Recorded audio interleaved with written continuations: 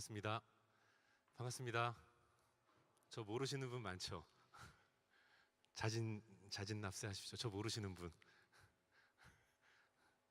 있을 텐데. 예, 저는 김진호 목사고요. 제가 이렇게 말씀드리는 이유는 마이크 스탠드가 필요한데 안 와서.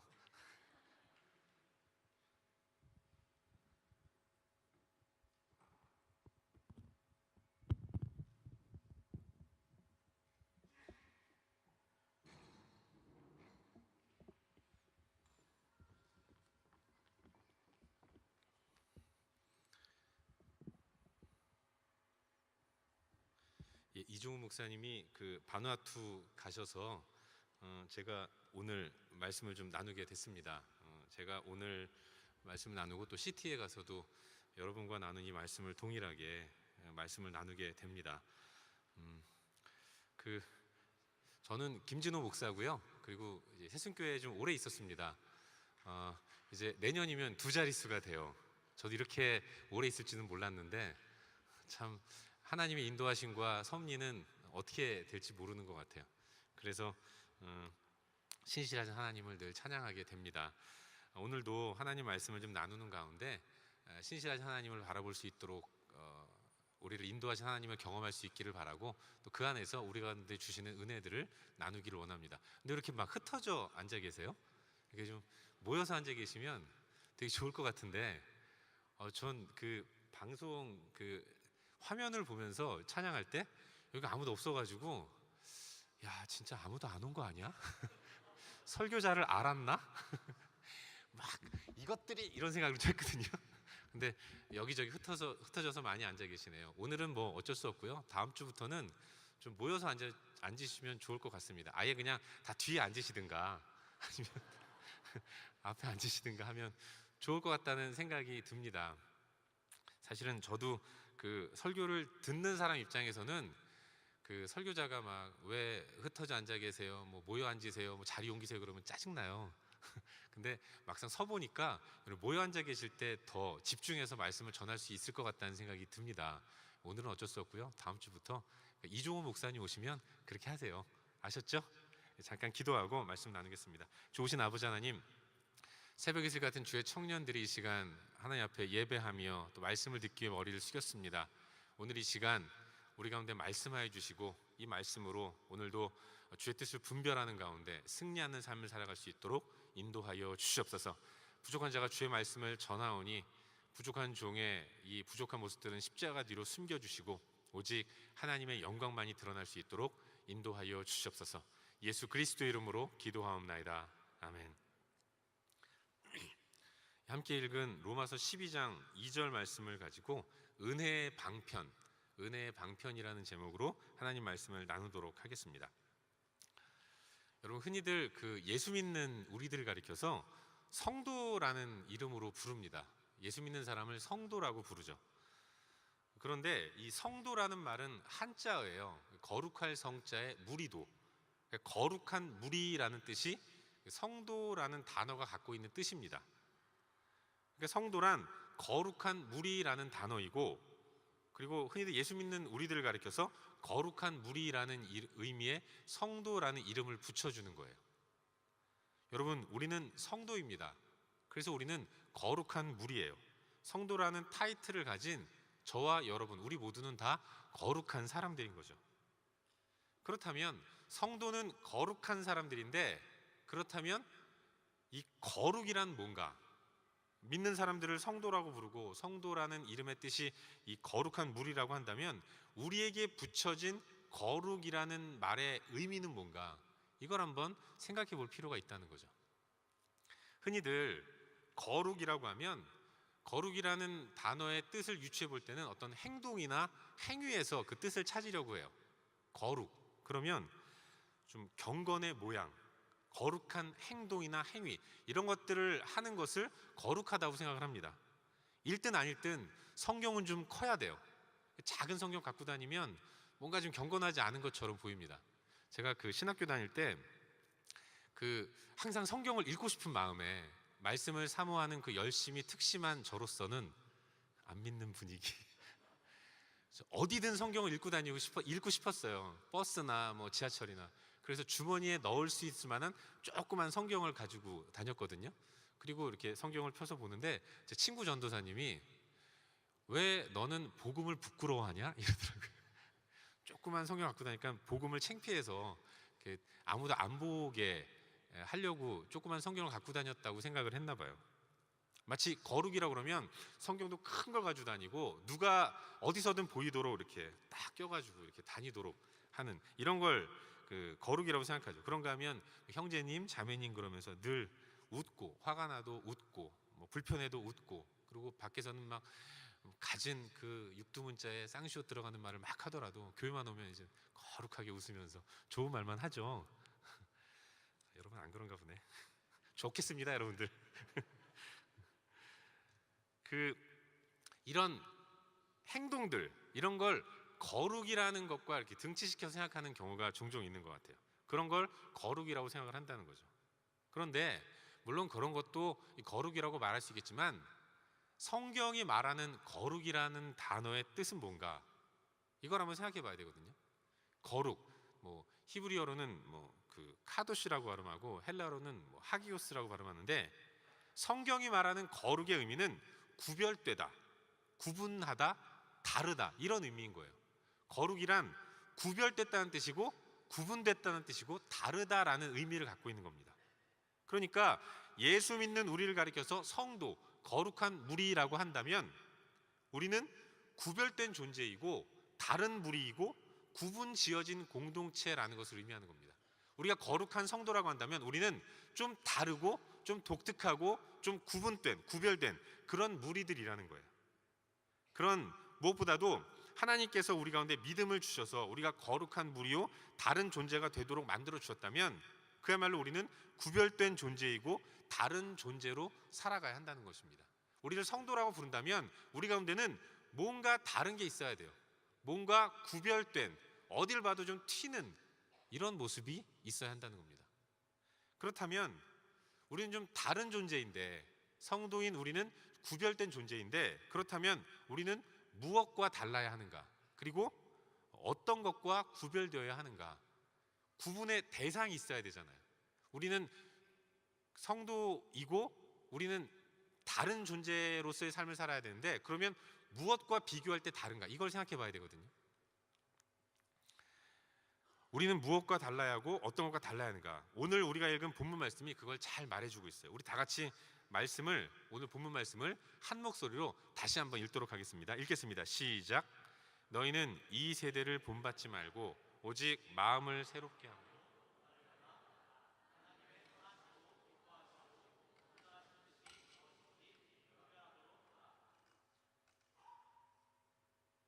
예, 아멘. 이 말씀 보면 너희는 이 세대를 본받지 말라라고 말씀하고 있어요.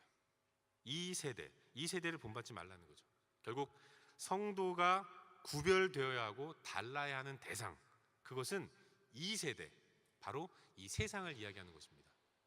우리는 성도로서 세상과는 구별된 다른 존재로서의 삶을 살아가야 한다고 오늘 본문인 로마서 12장에서는 말씀하고 있어요. 여러분, 우리가 하나님의 택하심을 받아서 거룩한 무리가 되었다면 우리는 부름받기 전에 우리가 머물던 이 세대, 이 세상과는 다른 구별된 삶을 살아야 합니다. 그래야 성도이고 그래야 거룩한 무리라는, 성도라는 이름에 합당한 삶을 살 수 있게 되는 거예요. 그렇다면 우리가 구별되어야 할 세상과 우리는 어떤 면에서 다른가? 이걸 생각해 봐야 되는데, 근본적으로 성도인 우리는 세상과는 살아가는 삶의 원리가 다른 거예요. 여러분, 세상은 세상을 지배하는 원리가 있어요. 그리고 우리는 우리를 지배하는 삶의 원리가 있는 겁니다. 그리고 세상이 지배하는 삶의 원리와 성도인 우리를 지배하는 삶의 원리는 너무나도 달라서 서로 만나지지 않는 평행선상을 달리고 있는 거예요. 세상을 지배하는 삶의 원리, 그걸 힘의 원리라고 합니다. 세상은 힘의 원리에 의해서 지배되는 곳이에요. 여러분, 세상은 철저하게 힘의 원리가 지배하고 힘을 가진 사람이 힘을 갖지 못한 사람을 압제하고 다스리고 그리고 군림하면서 삽니다. 그리고 그걸 지극히 당연한 것으로 받아들이는 거예요. 힘없는 사람이 힘 있는 사람 앞에 무릎 꿇는 것, 힘 있는 사람이 연약하고 힘없는 사람을 부리면서 다루면서 소위 갑질하는 것을 당연하게 받아들이는 곳, 그곳이 세상이라는 것입니다. 그게 세상이고 그게 이 세대인 거예요. 여러분, 힘의 원리가 지배하는 이 세대에서는 모든 사람이 힘을 가지려고 애를 씁니다. 수단과 방법을 다 동원해서 힘을 가지려고 하고 힘을 가져야 남 위에 군림하면서 행복하게 살 수 있다고 생각하는 거예요. 모든 사람이 힘을 가지려고 합니다. 그러다 보니까 힘은 하나이고 그 힘을 가지려고 하는 사람은 수없이 많기 때문에 그 힘을 가지러 서로 경쟁하는 거예요. 치열하게 경쟁하고 또 그 경쟁이 치열하기 때문에 모두가 이기려고 온갖 노력을 다 하는 겁니다. 그리고 경쟁에서 승리해서 힘을 갖게 되면 그 힘은 오롯이 나 자신의 땀과 노력과 수고를 통해서 얻은 거기 때문에 그걸 누군가와 나눈다는 것은 상상도 할 수 없는 일이 되는 겁니다. 이긴 사람이 다 갖는 거예요. 승자 독식, 이게 세상을 지배하는 원리입니다. 한 사람은 웃고 또 한 사람은 땅을 치면서 울고, 진 사람은 이긴 사람을 미워합니다. 그리고 나도 언젠가 힘을 길러서 저 사람을 꼭 이기고 그 힘을 내가 차지하겠다 이러면서 이를 갈면서 새로운 기회를 도모하는 것, 그게 세상인 것입니다. 세상은 이렇게 힘의 원리가 지배하는 거예요. 사랑하는 여러분, 우리가 그랬어요. 우리가 예수를 믿기 전에 우리는 그 세상에 속해 있었고, 우리 또한 세상이 지배하는 삶의 원리, 힘의 원리에 의해서 지배받는 그런 삶을 살았던 것입니다. 성도라는 아름다운 이름을 소유하기 전에 우리가 바로 그런 힘의 원리에 지배를 받는 세상 가운데 머물렀던 것입니다. 그런데 하나님이 그런 힘의 원리에 의해서 살아가던 우리를 택하셔서 부르셨습니다. 그리고 우리 가운데 믿음을 주셔서 예수를 믿게 하셨어요. 그리고 주님이 주신 믿음 때문에 예수를 나의 주, 나의 하나님으로 고백한 이후에는 이제 우리를 세상과는 구별된 삶의 원리를 가지고 살아가는 사람으로 택하셨고 불러주신 것입니다. 우리를 지배하는 삶의 원리, 성도인 우리를 지배하는 삶의 원리, 그걸 가리켜서 은혜의 원리라고 하는 거예요. 여러분, 우리는 은혜의 원리에 지배를 받는 사람들인 것입니다. 은혜란 뭔가? 은혜란 값없이 대가를 지불하지 않고 거저받는 겁니다. 쉬운 말로 공짜예요. 우리의 공로나 노력과는 상관없이 하나님께서 허락해 주시는 은혜를 가지고 살아가는 삶, 그게 은혜의 삶의 원리인 것입니다. 여러분, 은혜의 원리에 지배받는 사람들은 모든 것을 은혜로 받았어요. 공짜로 받은 것이기 때문에 그걸 누군가와 나누는 것들이 어렵지가 않습니다. 거저받았으니까 거저받은 것들을 편안하게 나누는 것들이 어렵지 않은 거예요. 피땀 흘려 쟁취한 힘을 통해서 타인을 압제하면서까지 자기의 유익을 구하는 힘의 원리에 의해 살아가는 사람들과는 다르게, 거저받았으니까 거저줌으로 인해서 내가 가진 것을 함께 나누는 가운데 더불어 풍성한 그런 행복한 삶을 살 수 있게 되는 것이죠. 이걸 분명하게 보여주는 것이 출애굽 이후에 땅을 분배한 이스라엘 백성들의 모습인 거예요. 여러분 잘 아시다시피 이스라엘 백성들이 애굽에서 이집트의 종으로 살아가고 있었는데 하나님이 그들을 애굽에서 나오시게 하셨습니다. 그걸 출애굽이라고 하잖아요. 그리고 애굽에서 나오게 하신 하나님이 애굽에서 나온 이스라엘 백성들을 가나안 땅으로 인도하셨어요. 이집트에서 팔레스타인으로 옮겨가게 하셨습니다. 그런데 우리가 기억해야 할 것은 애굽에서 나온 이스라엘 백성들이 들어가게 될 가나안 땅, 그 땅은 그런데 비어있는 공터가 아니었어요. 그냥 나와서 들어가면 되는 땅, 그 땅이 아니었습니다. 그 땅은 이미 가나안의 7 족속들이 뿌리를 깊이 내리고 살아가던 땅이었던 것입니다. 그리고 그 가나안 땅에 오래전부터 살아가고 있던 7 족속, 그들은 그야말로 힘의 원리에 의해서 지배를 받는 그런 사람들이었던 것입니다. 하나님은 그렇게 힘의 원리가 지배하는 세상 가운데 은혜의 원리를 가지고 살아가야 할 하나님 당신의 백성 이스라엘 사람들을 그 땅으로 들어가게 하신 것입니다. 들어가서 전쟁하게 하셨어요. 그리고 전쟁에서 승리하게 하신 것입니다. 이 전쟁의 승리라는 것은 힘의 원리와 은혜의 원리가 싸워서 은혜의 원리가 승리했다는 것을 의미하는 거예요. 그리고 이스라엘 백성들은 그 땅에 들어가서 이제 가나안을 차지했습니다. 차지한 이후에 하나님 명령하시기를 너희들은 그 땅을 다 온 백성들이 골고루 나눠 가져라라고 말씀하신 것입니다. 여러분, 고대 사회에서는 힘의 상징이 땅이었어요. 이 시대에 힘 가진 사람의 힘의 상징은 돈이잖아요. 옛날엔 땅이었습니다. 땅을 가진 사람이 힘 있는 사람이었어요.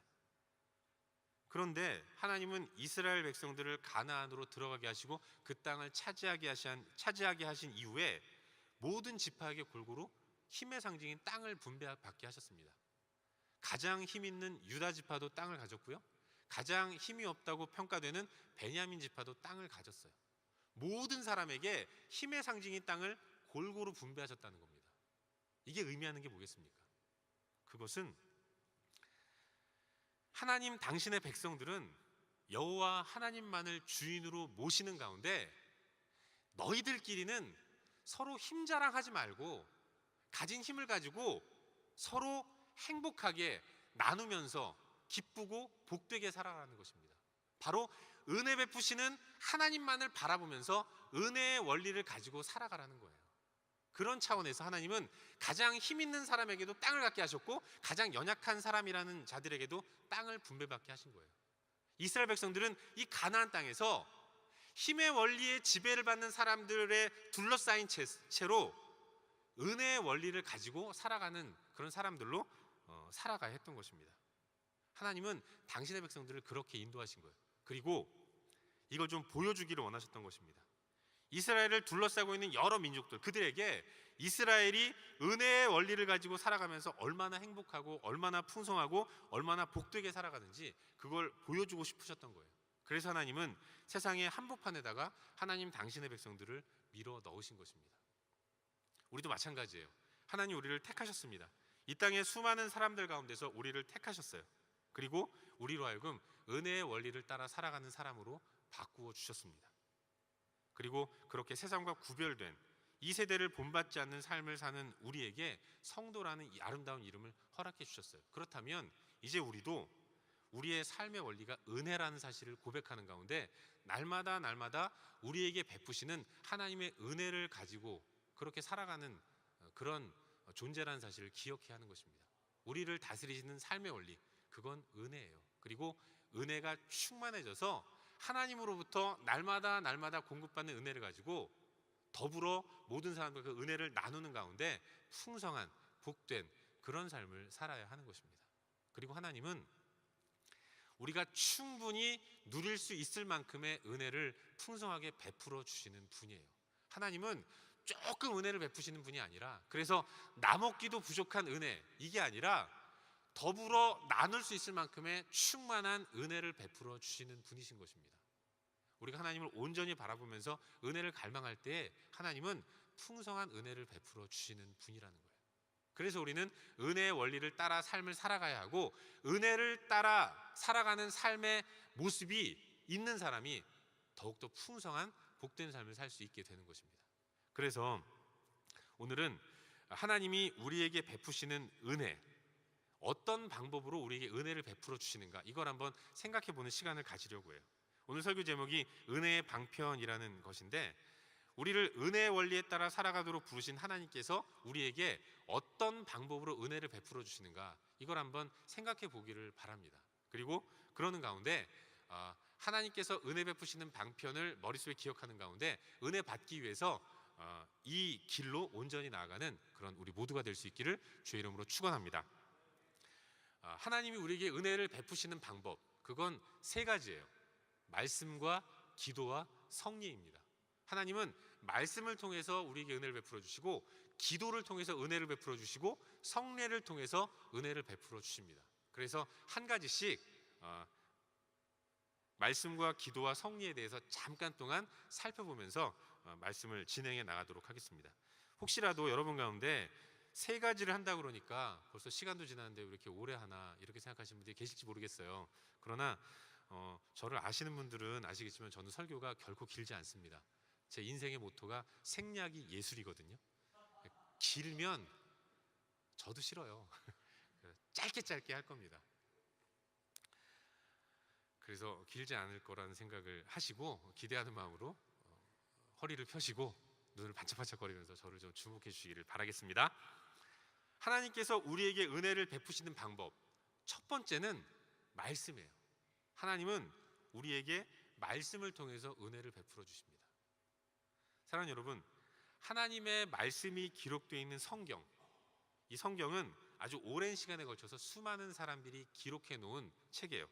66권의 책을 하나로 묶은 것이 이 성경입니다. 그런데 여러분, 우리가 이 성경에 대해서 분명하게 고백해야 할 것은 이 성경은 하나님께서 지으신 하나님의 책이라는 거예요.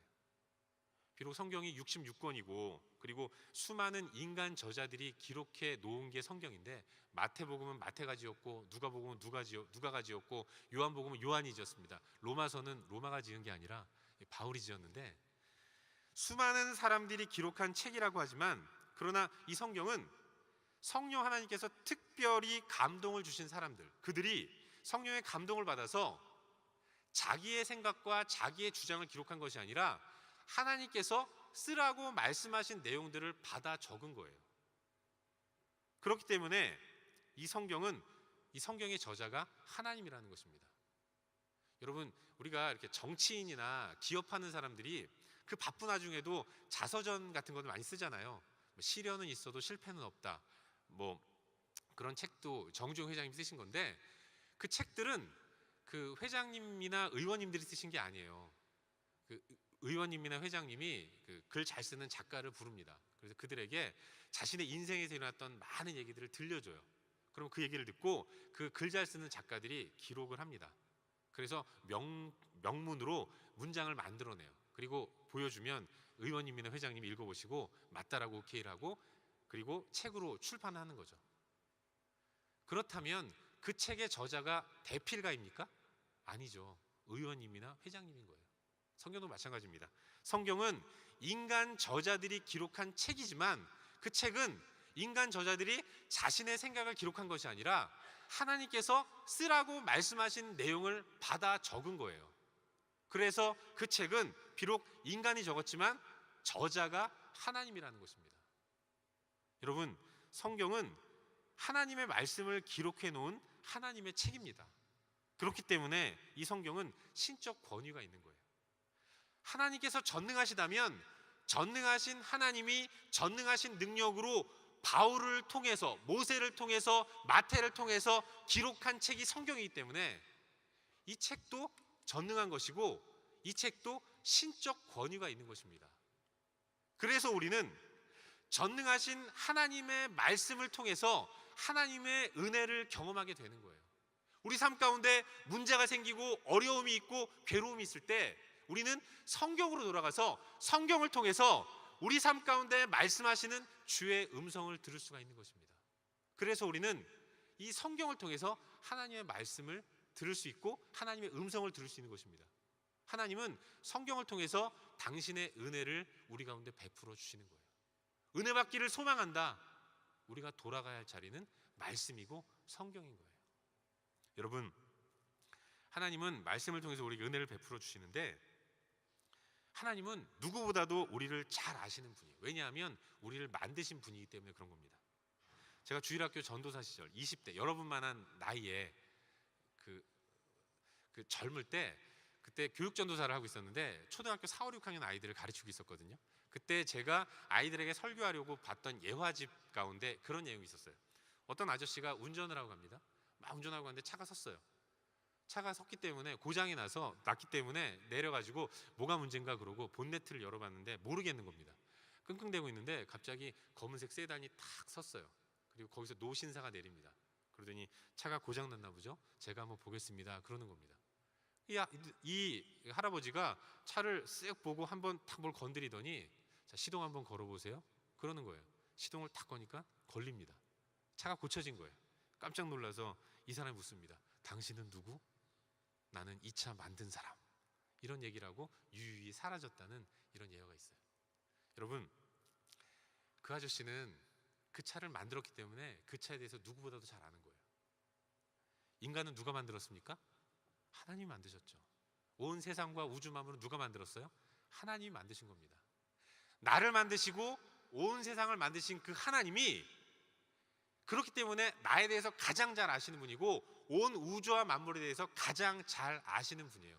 우리를 가장 잘 아시는 하나님이 우리 가운데 복된 삶을 위해서, 풍성한 삶을 위해서, 은혜로운 삶을 위해서 허락하신 것이 바로 이 성경인 겁니다. 그래서 우리는 성경을 가까이 하는 삶을 살아갈 때, 말씀과 가까이 하는 삶을 살아갈 때 은혜롭고 풍성한 성공적인 삶을 살아갈 수 있게 되는 거예요. 저는 우리 청년들 모두가 날마다 말씀 앞으로 온전히 나아가는 그런 복된 삶을 살 수 있기를 주의 이름으로 축원합니다. 항상 나를 가장 잘 아시는 하나님이 우리 가운데 주신 것이 성경이라는 사실을 기억하는 가운데 말씀을 열심히 듣고 읽고 공부하고 암송하고 묵상하는 그런 삶을 사셨으면 좋겠어요. 좀 유치하지만 죄송합니다. 오른손을 한번 들어보십시오. 주먹 쥐지 마시고 손을 펴십시오. 그리고 저를 따라서 유치하지만 한번 해주시기 바랍니다. 우리는 하나님 말씀을 열심히 듣고, 꼭 듣고 그러면 엄지손가락 이렇게 오므리는 사람 있어요. 그러지 마세요. 저랑 똑같이 하세요. 검지, 듣고 읽고 공부하고 암송하고 묵상하는 삶을 살아야 합니다. 하나님 말씀인 성경을 듣고 읽고 공부하고 암송하고 묵상하는 삶을 사세요. 우리가 하나님 말씀을 듣고 읽고 공부하고 암송하고 묵상할 때 사탄은 우리로 하여금 성경을 빼앗아 가려고 해요. 그때 우리는 성경을 쉽게 빼앗기지 않을 수 있는 것입니다. 그런데 주일날 겨우 교회 와가지고 설교 말씀만 듣는 사람, 이런 사람은 성경을 쉽게 빼앗길 수밖에 없겠죠. 읽기도 좀 해요. 아까보다는 좀 어렵겠지만 쉽게 빼앗길 수밖에 없는 것입니다. 하나님 말씀을 열심히 듣고 읽고 공부하고 암송하고 묵상하는 그런 삶을 통해서 말씀을 붙들므로 언제나 은혜로운 그런 복된 삶을 살 수 있기를 주의 이름으로 축원합니다. 두 번째로 하나님 우리에게 은혜를 베푸시는 방법, 두 번째 방법은 기도입니다. 하나님은 기도를 통해서 우리 가운데 은혜를 베풀어 주세요. 흔히들 기도 그러면 기도의 정의를 내 마음 가운데 있는 기대와 바램과 소원을 하나님 앞에 아뢰드리는 것이라고만 생각하는 경우가 많아요. 기도는 내가 하나님 앞에 하나님 이거 사주세요, 이거 주세요, 아이패드 갖고 싶어요, 아이워치 갖고 싶어요, 아이북 갖고 싶어요, 또 뭐 있지? 뭐 아이폰 7 갖고 싶어요. 내가 갖고 싶은 거 다 얘기했는데 요 설교를 제 아내가 들어야 되는데 이 자리에 없네요. 내가 갖고 싶은 건 막 얘기하는 것만 기도라고 생각하는데 그것도 기도겠지만 진정한 의미의 기도는 그런 게 아닙니다. 온전한 기도란 하나님과의 소통이라고 말할 수 있어요. 하나님과 하나님 백성된 성도가 기도를 통해서 서로 교통하고 교제하며 소통하는 것, 그걸 기도라고 하는 겁니다. 그런 의미에서 기도는 쌍방향 커뮤니케이션이에요. 하나님과 내가 1대1로 만나서 대화하는 것, 이게 기도입니다. 여러분, 기도가 하나님과의 소통이고 대화라고 한다면 예수님 오시기 전에 살았던 구약시대 사람들은 아무나 기도하지 못했어요. 그 누구도 기도의 자리로 나아갈 수 없었던 것입니다. 하나님은 거룩하신 분이기 때문에 죄 가운데 있는 인간은 그 누구도 거룩하신 하나님 앞에 설 수 없었습니다. 그래서 1년에 한 번씩, 구약시대에는 1년에 한 번씩 대제사장이 백성의 죄를 대신 짐승에게 전가시키는 제사를 드릴 때 백성을 대표해서 한 사람만 하나님의 임재라고 여겨지는 지성소에 들어가서 하나님과 만나서 기도하는 그런 일들을 벌였던 거예요. 구약시대에는 대제사장 한 사람밖에는 기도할 수 없었던 것입니다. 그랬던 인간인데 예수 그리스도가 이 땅에 오셔서 십자가 못 박혀 돌아가시고 십자가 못 박혀 돌아가시면서 그 성소의 휘장을 위로부터 아래까지 찢으심으로 인해서 하나님을 믿는 모든 하나님의 사람들이 다 주 앞에 나아가서 하나님과 대화하며 소통할 수 있는 기도를 할 수 있게 된 거예요. 그런 의미에서 이 시대를 살아가는 우리에게는 엄청난 특권이 주어진 겁니다. 기도하는 특권이 우리 가운데 주어진 거예요. 아마 구약시대에 살았던 천국에 살아가던 사람들 우리를 보면서 야, 너희 좋겠다. 나는 한 번도 하지 못했던 기도를 너희는 맨날 하는구나. 이렇게 부러워할 겁니다. 그런 의미에서 기도는 엄청난 은혜이고 엄청난 특권이에요. 여러분, 기도는 하나님과 소통하는 것입니다. 그리고 기도가 소통이라면 소통은 쌍방향 커뮤니케이션이에요. 하나님과 내가 서로 주고받는 것입니다. 우리는 기도를 너무 일방적으로만 생각해요. 막 얘기하고 하여튼 안 들어주면 알아서 하세요 그러고 집으로 돌아가는 이런 일들이 많이 벌어지는데, 기도는 내 마음의 소원을 다 아뢰고 하나님의 마음의 소원도 좀 듣는 그런 시간을 갖는 것입니다. 기도를 통해서 하나님과 내가 서로 깊은 대화를 나누는 거예요. 하나님께 이야기만 하지 마시고 하나님의 음성도 좀 듣는 이런 모습이 필요합니다. 여러분 기도하실 때요, 여러분 하고 싶은 말만 다 하고 그냥 집으로 돌아가지 마시고 좀 잠잠히 하나님의 음성을 듣는 이런 모습을 가지십시오. 기도하는 가운데 하나님이 나에게 무엇을 원하시는지를 좀 듣는, 하나님의 음성을 듣는 이런 모습을 가져야 돼요. 그게 온전한 기도입니다. 어떤 사람에게 하나님 음성을 들어라 라고 얘기하면 꼭 하나님 음성을 듣는 것을 귀의 육성으로 이렇게 듣는 것만을 하나님의 음성을 들었다라고 생각하는 경향이 종종 있어요. 누구야 하고 부르시면서 너 오늘 뭐 친구 만나지 마라 뭐 이렇게 얘기하시는 것만 하나님의 음성을 들었다라고 생각하는 사람들이 종종 있는데, 그런 것만 있는 것이 아닙니다. 여러분 육적인 음성 이것도 하나님의 음성이겠지만 사실은 일평생 단 한 번도 육성으로 하나님 음성을 듣지 못하고 천국 가는 사람들이 95% 이상이에요. 저도 한 번도 못 들어봤어요. 하나님의 목소리가 어떤 건지 모르겠습니다. 손석희 아나운서 같은지 아니면 뭐 어떤 목소리인지 모르겠어요. 한 번도 못 들어봤습니다. 그렇다고 해서 내가 하나님 음성을 못 들었는가? 그건 아니에요. 하나님의 음성을 듣는다는 것은 하나님이 다양한 방법으로 하나님의 뜻을 가르쳐 주시는 것입니다. 내가 기도했어요. 그리고 기도한 내용을 깊이 묵상하는 가운데 잠잠히 하나님 앞에 엎드릴 때 하나님이 내 마음 가운데 평안을 주실 때가 있습니다. 그게 하나님의 음성이에요. 그런가 하면 막 기도하고 하나님의 뜻을 기다리면서 묵상하고 있는데 성경 구절이 떠오른다? 그것 또한 하나님의 음성을 듣는 겁니다.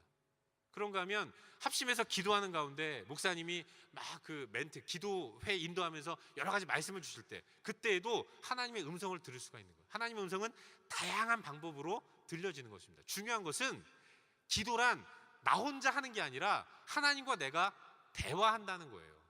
그렇기 때문에 우리는 기도를 통해서 하나님의 은혜를 경험할 수 있게 되는 것입니다. 여러분 기도가 하나님과의 소통과 교제라고 한다면 교제는 교제하는 두 사람을 닮아가게 만드는 거예요. 많이 교제하면 그리고 오래 교제하면 교제하는 두 사람이 서로 닮아가는 거예요. 그럼 부부가 서로 닮아간다고 얘기하지 않습니까? 여러분 잘 모르시겠지만 부부는 좀 닮아요. 그래서 제 아내도 저랑 많이 닮았다고 얘기하면 되게 싫어하지만 어쨌든 그런 일들이 벌어지거든요. 그게 서로 한 방향으로 같이 가기 때문에 그렇습니다. 많은 대화를 나누기 때문에 그런 거예요. 기도가 하나님과 내가 교제하는 것이라고 한다면 기도를 통해서 내가 하나님과 닮아가는 겁니다. 그걸 은혜 받았다라고 얘기하는 거고 그걸 성숙이라고 얘기하는 거예요. 그래서 기도하는 사람이 성숙한 사람인 것입니다. 저는 이 자리에서 예배하는 우리 모두가 삶 가운데서 날마다 기도하는 모습이 넘쳐날 수 있기를 주의 이름으로 축원합니다. 하나님은 기도를 시키기 위해서 우리 인생에 때로는 문제도 허락하세요. 어려움도 허락하십니다. 우리 공동체도 그래요. 우리 공동체도 기도하도록 하기 위해서 이제 새로운 기도 제목을 주셨어요. 새로운 담임 목사님이 오셔야 되는데 여러분 청년들이라고 여기서 이렇게 열애된 거 아닙니다. 여러분들도 우리 공동체에 라 목사님처럼 이교 목사님처럼 훌륭한 새로운 리더십이 올 수 있도록 여러분 기도하셔야 돼요. 그리고 기도하는 가운데 하나님이 여러분에게 말씀하시는 것들이 있을 겁니다. 그 하나님의 음성을 들을 수 있다면 그것만큼 영적인 아름다운 추억이 어디 있겠어요. 그리고 그런 걸 은혜 받았다라고 얘기를 하는 것입니다. 바라기는 기도의 자리로 온전히 나아가서 날마다 풍성한 하나님의 은혜를 경험할 수 있기를 주의 이름으로 축원합니다. 마지막 세 번째, 하나님이 우리에게 은혜를 베푸시는 방법 세 번째, 그것은 성례입니다. 성례를 통해서 하나님 우리에게 은혜를 베풀어 주세요. 성례, 그러니까 성례가 뭐야 라고 말씀하시는 분들을 위해 설명해 드리는데 성례란 세례와 성찬을 의미하는 겁니다. 세례와 성찬. 여러분 하나님은 세례와 성찬을 통해서 성도인 우리에게 은혜를 베풀어 주세요. 세례란 예수 그리스도를 나의 주로 영접한 사람들이 공동체 앞에서 그걸 고백하는 행위라고 말할 수 있습니다. 예수 믿고 구원받은 사람들이 나는 이제 예수를 믿었습니다, 예수를 따르는 삶을 살겠습니다라고 온 공동체 앞에서 고백하는 것, 그게 세례예요. 그렇게 고백한 사람에게 이제 목사님이 머리에 이렇게 물을 이렇게 얹으면서 성부와 성자와 성령으로 세례를 주노라라고 말씀을 하는 거예요. 그게 세례입니다. 그런데 세례의 근본적인 의미는 그것보다 훨씬 더 깊어요. 여러분, 세례라는 단어의 원래 의미, 밥티조라고 발음하는데 이 말은 장사 지냈다, 죽었다라는 것을 의미하는 겁니다. 세례 받는 사람은 죽었다는 걸 의미하는 거예요. 여러분, 침례라는 말 들어보셨죠? 세례가 침례라는 말로도 쓰이는데 세례는 물에 잠긴다라는 의미를 갖는 겁니다. 근데 성경에서 물이라는 단어는 심판을 의미하거든요. 물에 잠긴다는 건 심판을 통해서 죽었다는 걸 의미하는 겁니다. 세례는 물에 잠기는 죽음을 경험하는 거예요. 나의 옛사람, 예수를 모르면서 힘의 원리에 의해서 살아가던 내가, 그 옛사람이 예수 그리스도를 통해서 예수를 믿음으로 그 옛사람이 죽는 것을 의미하는 겁니다. 그리고 다시 올라오잖아요. 그건 부활을 상징하는 거예요. 나의 옛사람은 죽고, 힘의 원리에 의해 살아가던 나의 옛사람은 죽고, 이제는 예수 그리스도를 통해서 은혜의 원리로 살아가는 새로운 사람으로 다시 부활하는 것, 이게 세례의 의미인 것입니다. 나의 옛사람과 새로운 사람, 옛사람의 새로운 사람으로 변화시키신 분이 예수 그리스도이기 때문에 예수를 온전히 믿는 사람이 옛사람의 죽음을 고백하는 가운데 새로운 삶을 살겠다고 결단하는 것이 세례입니다. 그런 의미에서 세례는 아무나 받으면 안 돼요. 그냥 내가 어디 가서 교회 다녀요라는 말 할 때 나 세례 받았습니다라는 말을 하기 위해서 예수도 잘 안 믿는데, 예수 믿는 믿음이 불분명한데도 세례를 받는다고 하면 안 되는 겁니다. 여러분 가운데 혹시라도 예수 믿는 믿음이 불분명한데 세례 받겠다고 신청했다면 그거 취소하세요. 세례는 다음에 받아도 돼요. 진정한 믿음의 고백을 하는 사람이 세례를 받는 것입니다. 그리고 죽은 사람이 살아나는 것, 이걸 목격하면 얼마나 놀랍고 얼마나 깜짝 놀라겠습니까? 우리의 영이 죽었다가 다시 살아나는 것이 세례이기 때문에 이 세례를 통해서, 세례를 받는 그 순간 그 사람은 엄청난 은혜를 경험하게 되는 것입니다. 하나님은 이 세례를 통해서 놀라운 은혜를 베풀어 주시는 거예요. 그리고 세례를 받은 사람은 하나님의 거룩한 무리가 됩니다. 그리고 거룩한 무리인 사람들은 함께 모여서 애찬을 나눠요. 예수 그리스도의 나를 위해 찢기신 살, 나를 위해 흘리신 피를 기념하면서 떡과 포도주를 함께 먹는 겁니다. 그걸 성찬이라고 하죠. 이 성찬을 통해서 하나님은 우리 가운데 은혜를 베풀어 주시는 것입니다. 1년에 2번씩, 우리 교회는 2번 정도 하는데 함께 온 예수를 나의 주 나의 하나님으로 고백하는 세례받은 사람들이 다 함께 모여서 함께 떡과 잔을 나누는 가운데 저 떡이 나를 위해 찢기신 예수님의 살이구나, 저 포도주가 나를 위해 흘리신 예수님의 피이구나 라는 것들을 기억하는 가운데, 묵상하는 가운데 내가 죽어야 하는데 나를 위해 대신 죽어주신 예수 그리스도, 그 은혜를 깊이 묵상하는 가운데 그 가운데서 하나님이 우리에게 주시는 은혜를 경험하게 되는 것입니다. 그래서 성찬은 우리가 은혜를 받는 수단이고 방법이 되는 것입니다. 우리 가운데 혹시라도 세례를 받았음에도 불구하고 성찬식 때 일부러 성찬을 기피한다면 그 사람은 하나님의 은혜를 거부하는 그런 행동을 하는 거예요. 그건 바람직하지 못한 겁니다. 나를 위해 베풀어 주신 그 놀라운 예수 그리스도의 사랑을 깊이 묵상하는 가운데 우리 가운데 부으시는 은혜를 경험하는 것, 그게 성찬이고, 그런 의미에서 세례와 성찬은 하나님이 우리에게 은혜를 베풀어 주시는 좋은 방법이 되는 것입니다.